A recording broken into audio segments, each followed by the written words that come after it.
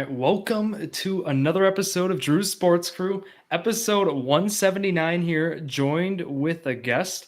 First time ever on the show. We made it to the big leagues, is all I'll say. Jay Jackson, welcome, an MLB reliever who has pitched for a variety of teams, even for our Milwaukee Brewers in 2019. We'll touch on that throughout this show, but look, Jay's going to be with us throughout the show. We'll talk about his career, his story, but also I got some Yeah. fun questions with the Brewers. We'll get into those. We were talking a little before the show about the guys in the bullpen who he knows best, and then we got some trivia and then an immaculate grid as we always do to roll it.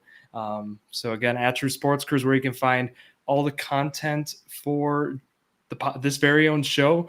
And Jay, I know you've been on a lot of podcasts, but give the Yeah, introduction and recently. let us know who you are. Oh, yeah, recently I've been on a few. Jay Jackson, just I guess a journeyman of many years of playing baseball. I guess you could say. I don't like the word journeyman that much, but just been playing baseball for as long as I can remember since I've been 4 years old. Made it to the big leagues, luckily, in what 2000. Jesus, what 2015? Back in the day, 2015, and then just been traveling around the world playing baseball and trying to, motivate people and enjoy the time that I have as best I can. Since then, Yeah, it's it's been a long amazing. ride, 17 years so far. So yeah. Keep it going. I do want to ask, and again, the audience, if you're there, you can feel free to ask questions down below. Otherwise, of course, we'll have this recording aired after. Were you there with Pat Murphy in 2015? Was he there? Yes, yeah, I was there. I was actually, where was I? Where was the AAA that year? Ooh, I don't. So San Diego, of course, the big league squad. So San Antonio, and then El Paso. El Paso might have been with. I was there. I was in El Paso, in San Diego with Murph before he went to Milwaukee as the um, bench coach for Council. So yeah, I was there for that too. So it was kind of funny. and you were there for him in 19 too. So, how is Yeah, Pat? We hear him all the time, in post games and so on. Just how's his demeanor and how is it with he's him? like how you hear him in his press conferences is literally how he is like all the time. Like that's just him. He's kind of quirky, kind of funny. But like he's like you never see him like too riled up. It seems like he's like really patient. I feel like I don't know Yeah. if that's from him like coaching so long in college, but like he's so patient that like you don't see him ever really get riled up for anything. And I guess that's really where Craig also got it from too, Craig, because Craig was the same way. You never see Craig really that riled up either. Yeah, with that, we'll talk about Craig too, throughout. So now us Brewer fans, the relationship now with Craig's it's It's a fallen little, off a little bit, but yeah, a little bit. I mean, I respect the business move. I know the heart of hearts, he probably wanted to stay, but I mean, people understand that at the end of the day, oh like he's making. They weren't going to match the offer that the Cubs could possibly match. Like that's crazy to think about. Like you know what I mean? And as good as he is, I mean, you look at the way the Cubs are playing this year with the team they have. They've hung around. Like nobody thought they were going to be this good this year. Really, I feel like. yeah, I know that Hoyer and their team had high expectations. There's a couple of them saying they're going to win this division and so on. No, but it just certainly the fact that just the power of fans, I would say, is if he goes to New York or Cleveland, let's say, and gets that, this guy's getting a standing ovation back. I Yeah. just wanted to Anywhere get else. on. Anywhere. Yeah. Yeah, no, Anywhere else. Yeah. I anywhere completely else. get it. Yeah. I completely get it, and I agree. I completely Yeah. agree with that. Like it's like that's one of the bigger rivalries that you have in sports, but people don't see it as that big of a rivalry compared to the Brewers and Cubs fans. Like what I mean, Yeah. outside of that, you don't see it as much. Everybody thinks it's like Cubs and Cardinals, but that Brewers like Cubs rivalry is pretty intense, and Yeah. it was fun to be there for it. For sure. And you played in San Diego in 15, and then you played overseas. You were at Hiroshima for Yeah. playing with that team for a few years, and then you come back. Your second stint with the Brewers, you were at the minor league system with them in 19, and then bounce around a little bit. You go Giants 21, Braves 22, Blue Jays 23, and Twins 24. So out of all the teams you played for, is there a favorite team, favorite city?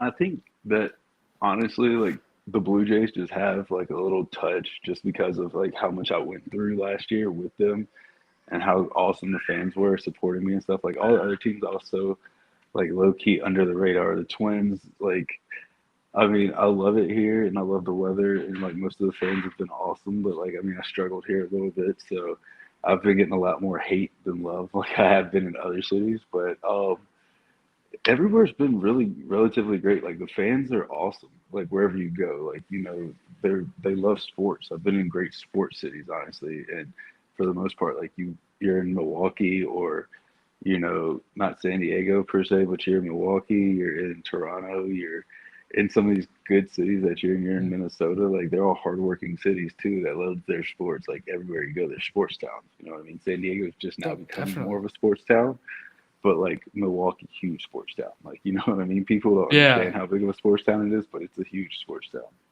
and definitely too with Toronto. I'm glad you brought that up too because I've heard people before talk about like in other interviews and such talking about playing with Toronto. It's like there's just this level and this atmosphere because of you have the whole you have, you have all of Country. Canada with you. Yeah, it's just That's what crazy I'm to saying. think about. It's crazy that you have a whole country riding behind you until they put another team up there. I don't know if they're going to, but I think they should. I think it'll be nice to have another one up there somewhere, but like it's definitely like you have a whole country behind you. Like they follow the Blue Jays religiously. Like it's awesome. Like especially like Expand you go play in Minnesota, you go play in Seattle sometimes. Like you see a sea of blue. It's awesome. for sure. I did have two questions. You hit on one of them here. Expansion. Are you for 32 teams? What do you think they should do? I think they should. I mean, I'm interested to see where they're going to put the next two. I think they could go ultimately. I think they might ultimately go to 34.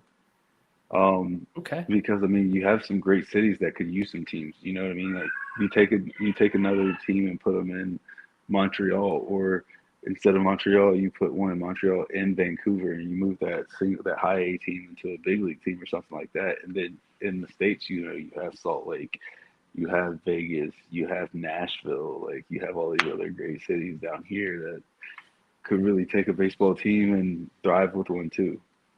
For sure. No, there's a market, and yeah, a lot of those cities like Nashville, right? Nashville Sounds now the Brewer AAA affiliate again. There's those AAA teams too, but overall, the cities have the market, and especially Yeah. the cities in Canada you mentioned certainly have the market. Also, 162 for how many games you play? Too many, too little, just right. I can see why people love 162, but when I was in Japan, like 144 was perfect. You look at the minor leagues, you play like 144 as well, and those, I mean, you get every Monday off. It feels good. The numbers feel right on those. You know what I mean? So, I mean, I could see you making it 144 and just doing it that way, but I understand why we do it the way we do it because you make it as hard as possible to prove why you're the best of the best. Yep. So I get it. Also for pitching too. I mean, I like to ask that too to people who pitch is the fact that those extra games, extra appearances, extra innings can tend to lead to more for a pitcher rather than a hitter. Obviously, um, that's just the nature of the game, as you mentioned. But yeah, 144 is a number I've heard thrown around, and the two other big argue pushbacks, of course, I've heard is games revenue for the league, tickets, so That's number on, one. I think that's number one. contracts. Yeah, exactly with that. But also with the stats, there's this argument of how do we like the fact that the stats won't be the same for the records and so on. There's that fan argument too. Is a lot of the fans don't want it because they want those records. They want the 70 plus home runs. They want they want to see if Judge can do it this year. That's not possible in 144 probably. It's So, still possible. It's still possible. As but many as he hits, it's still yeah. possible, but it's just he'll have less to obviously do it. I mean, especially if you see how the game's evolving into almost the ABS system and stuff like that, you see how like guys are hitting in the minors right now. There's guys with 20, 30 home runs down there. Imagine if that comes up to the big leagues and guys know exactly what their zone is at all times. And there's no like human element, human error behind it where, a guy can know the zone, but possibly the umpire misses the ball by like half an inch or something like that. Mhm. And like, that a guy has to be in this exact box. And as hard as these guys swing, and if they know like what guys are throwing half the time. Like he could probably hit 70, honestly. Have you played before or pitched before in with the automatic ball and strike system? I've done it every year since they've had it, so Okay. not a huge fan of it. I'm cool, I think, with the challenge system more than bringing the whole ABS system there. I think even to start it off in spring training next year, instead of doing the whole ABS like they're talking about doing, I think if they just did the challenges during spring training and see how that goes, and then be like, okay, we like this, like let's just implement it during the season or next season again as well, instead of just going full out ABS like out the gate. Like that's, Yeah. I mean, I see why they're doing it, but I still don't like the ABS regardless. I don't like it for Is this hitters or pitchers. don't you tap it? Yeah, Yeah. you tap the hitter, pitcher, or the catcher taps.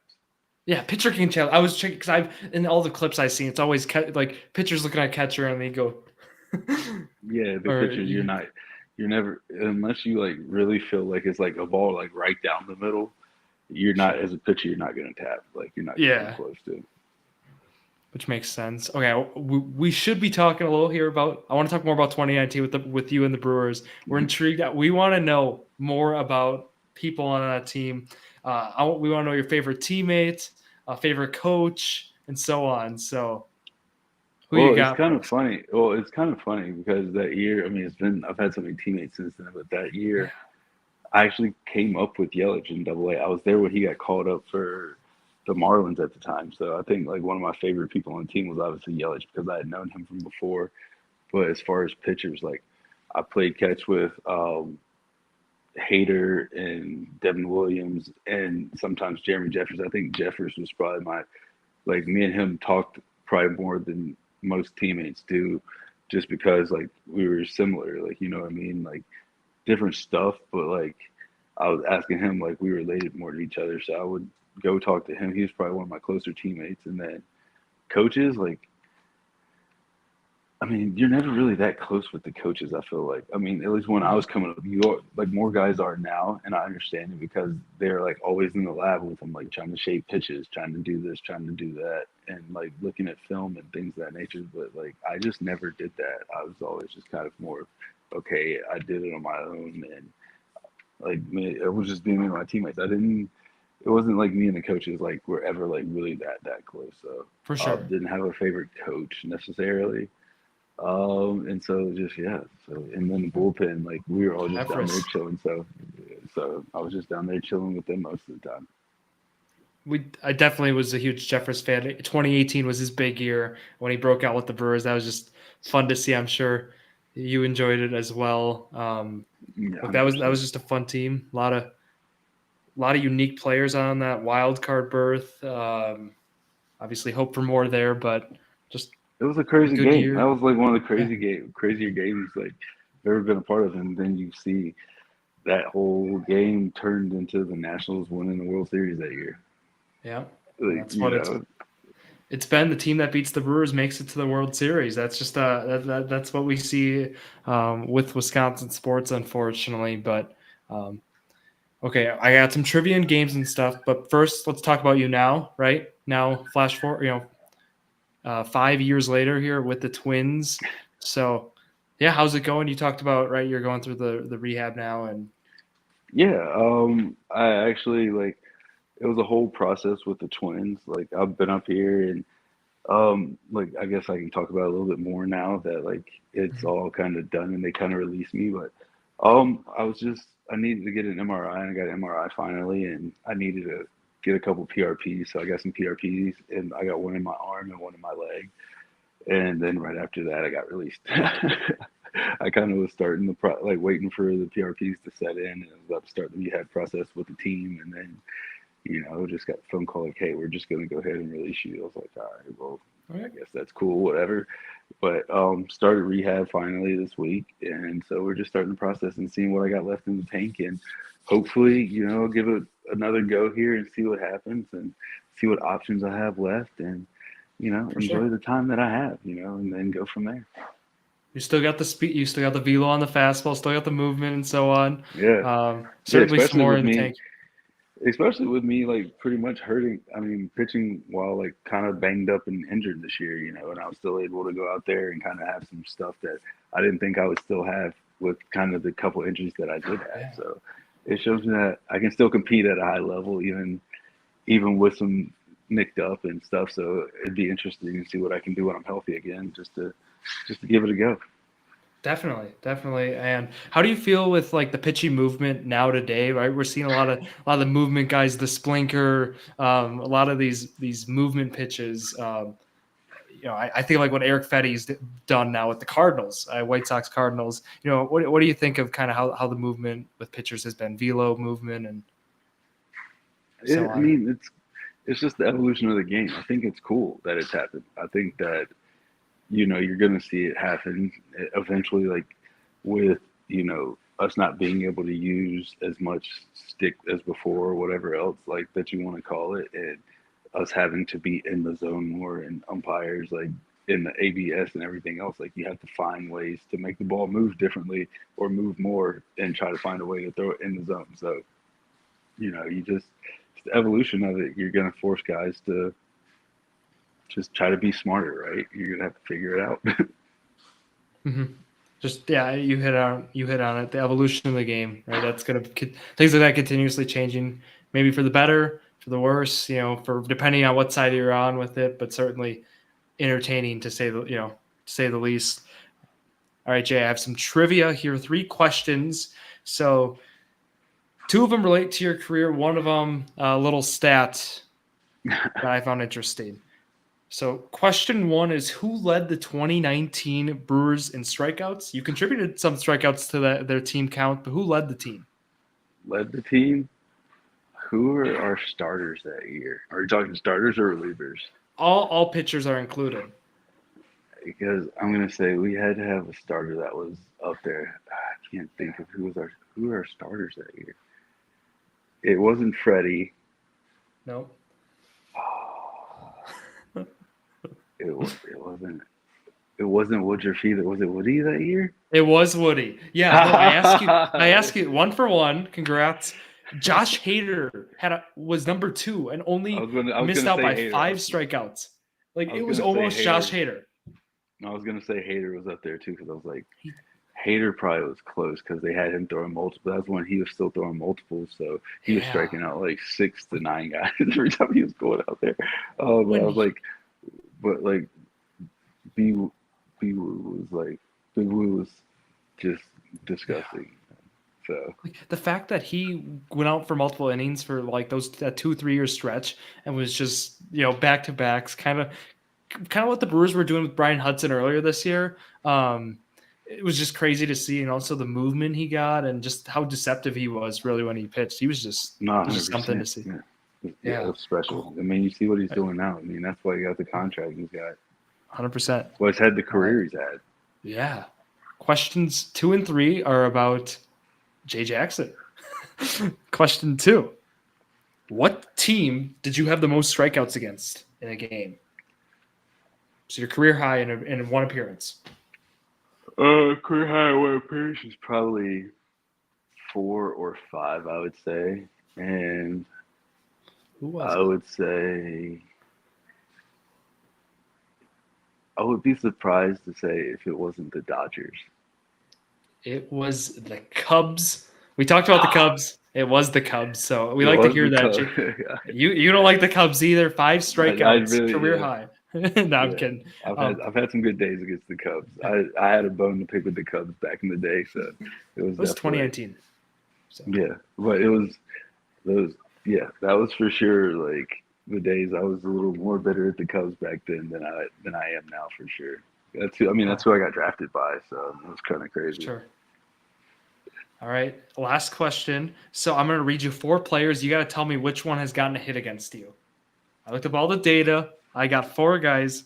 So these 4 guys, throughout your career, like they've been Yeah. very good players. So you tell me, uh, have you gotten a hit off of Justin Turner, Nolan Arenado, or have these players gotten a hit off you? Justin Turner, Nolan Arenado, DJ LeMahieu, or Jonathan Lucroy? Which one has gotten a hit off you? Ooh, I think it probably is LaCroix. No, It is not him. You want another guess? I don't think I've faced DJ like in an actual like.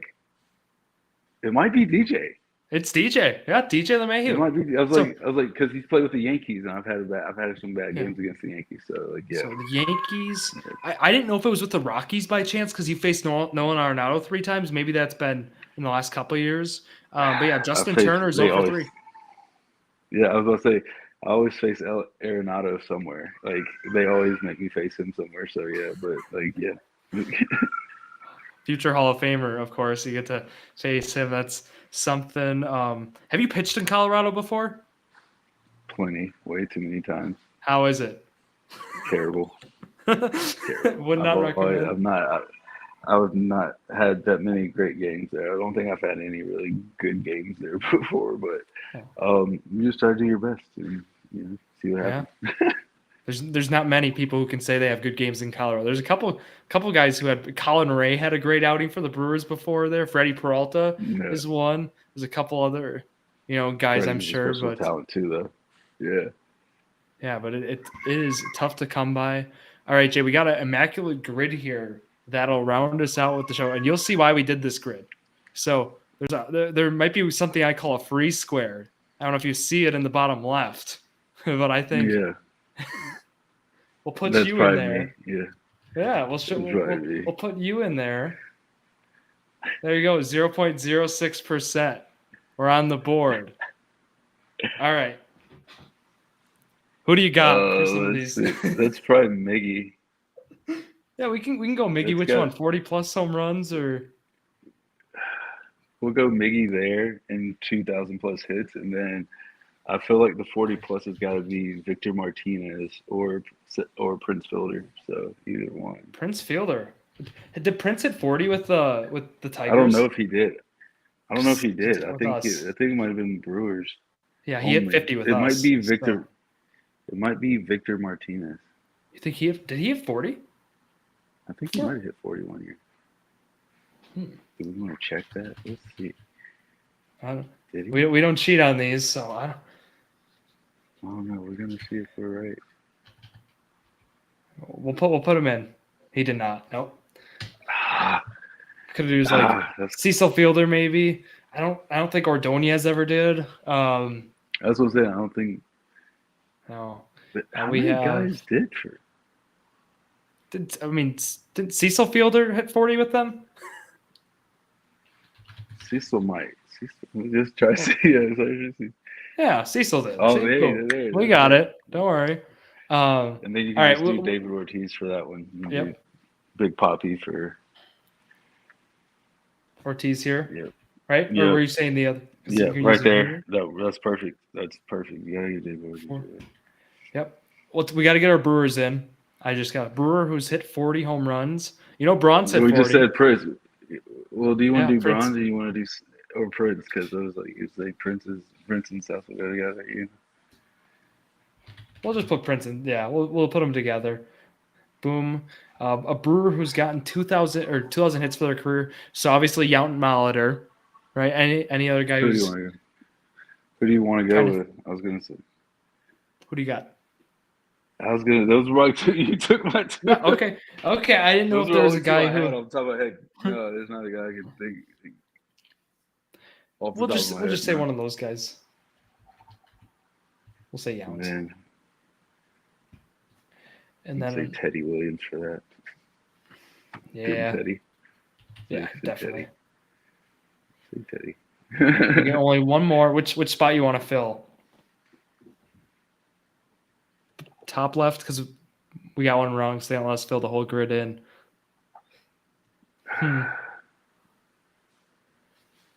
Manny Ramirez, maybe we just close it. I was gonna say you can go. Yeah, you can say Manny for that one. Manny Ramirez. So there we go. There's been 78. You are one of the 78 players who's played for the Brewers and Twins. So there you go. That's tight. That's only 54% of people have gotten that one. So there you go. How about it? There's an immaculate grid. So that's kind of some of the games we do. Yeah, those are fun. That's cool. Yeah. They have That was those. cool. They also have like an immaculate draft where like you put up there's 9 questions and you fill up like if you get the question right, you get to choose a player. Well, if you get it Oh, wrong, you that's have to sick. choose a player too, but it's a lower player. And it's like they do it like with insane stats and stuff. It's for people who like really follow baseball. So it's what teams rank these first place teams in terms of their record and just like really intense questions like that. So good variety and such. Oh, that's crazy. Yeah, I haven't even checked that out. I probably need to start doing more of that. The game's evolved. The game has evolved. Oh, Like it there's all has, these. They and it have makes people like. Hopefully, it makes people like interested in baseball more. You know what I mean? I definitely, feel like yeah, it has. I feel like more people have started watching baseball, so it's actually kind of been cool to see the different fans that are starting to, you for know, sure. enjoy baseball and come out to games and watching them like at bars and like just crazy stuff like that. It's fun. And they got to just keep it going, keep the advertising so on. If you get MLB The Show, they will give you a 99 overall card that says you are the real Jay Jackson. So just keep that in mind too. If you I ever, know I have it. I have. oh, I you just do? Okay, haven't done it yet. I haven't. I sick. just haven't done it yet. I just. I've waited. I've watched my friend play MLB The Show with me pitching for the Twins this year because one of the clubhouses that we have had a PS5 in it with the MLB Show on it. It's he threw a complete game with me as a reliever. It was hilarious. We were just Nice. goofing around. It was awesome. That's awesome. And then, yeah, I really want to thank you for coming on. It's been great having you on here. Got Oh, to no learn a problem. lot, got to hear more about the team, and you're just a great guest to have. We wish you the best, here the rest of the Appreciate year, it. and good luck with rehab and such. And keep it I up. We'll be appreciate rooting it. for you here on the show. So Appreciate it. that's all. Thanks, Drew. Thanks for Yeah, having me. no problem. That'll wrap it here for Jay Jackson and Drew Skyberg here for an episode of Drew Sports Crew. Thank you all for listening to another episode of Drew Sports Crew, the perfect podcast for you.